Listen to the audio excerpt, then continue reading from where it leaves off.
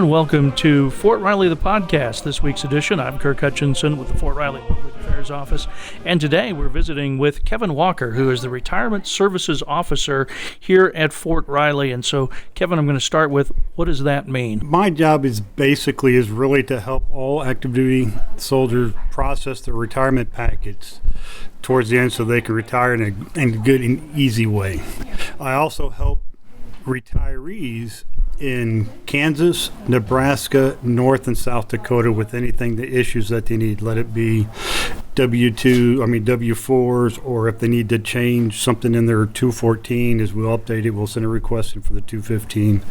We do multiple things for them. Let's talk about the retirement process. So someone's getting ready, they're thinking, okay, now it's time to retire from the military. What's that process, and how does your office help them through it? Basically, what happens is when someone decides it's time to retire and they have 20 years, is they basically just have to go into IPSA and basically submit their PAR requesting their retirement date. One of the things is when they submit it, officers and enlisted are basically the same, but there's just a little bit of changes in between enlisted and officer retirement packets. How long is that process? How far in advance do you recommend soldiers start putting the paperwork together? Right now, 2023 has been a test period for the Army. It used to be 12 months was the earliest you could submit your retirement. But right now it's a test period up until shortly into 2024 to where you can submit a retirement packet for all the way up to 24 months in the future. So in the next 2 years, if you want to retire on, 31 October 2025, is you can submit your retirement packet today. How does it work then when you're dealing with National Guard, Army Reserve retirees, because their retirement becomes effective at age 60? So how does it work with that process?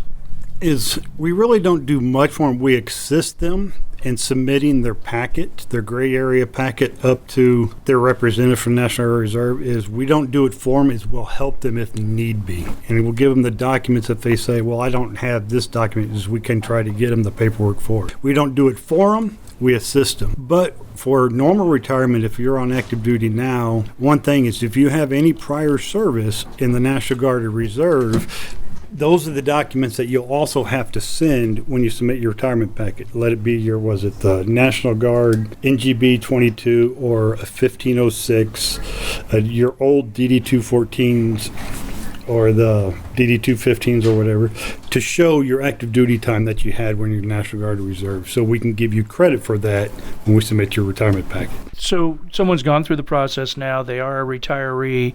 How does your office help them? What can you do for them? When the packet goes up, we cut their orders, we set everything up, and they're officially out, we're here to help them with anything. We've had a couple in the past. I've helped retirees to where that was single when they retired, got married after they got out, and wanted to get their name changed.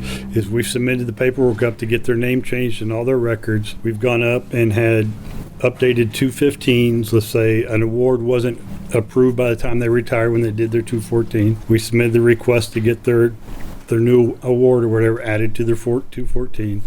That's what we do. We help them out in any way that we can. So a retiree that's got some questions, whatever it is that's come up, whatever issue they're dealing with, they could get a hold of your office, and then you can either help them through that or at least point them in the right direction. Correct. I'll help them as best I can in mine. If I can't do it, I'll help them get to the areas that need to be helped. Let's talk about one of the big events that you're involved with every year, and that's the Retiree Appreciation Day.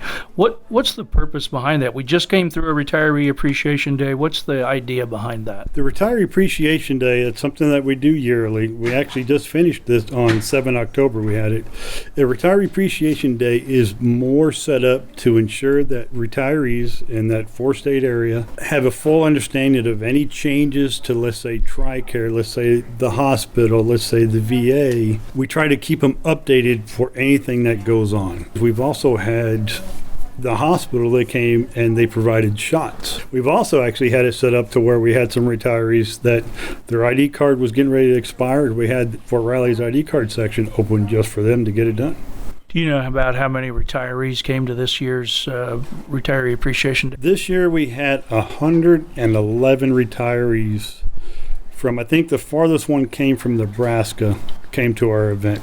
And of those is, I think the hospital said that approximately 67 shots were given that day too. So it's a lot of good information. We actually had, during this event, we had over 45 different organizations that were at information tables, so you could have came and gotten a lot of information. And that's Kevin Walker, who's the Retirement Services Officer here at Fort Riley. Thank you for your time, Kevin.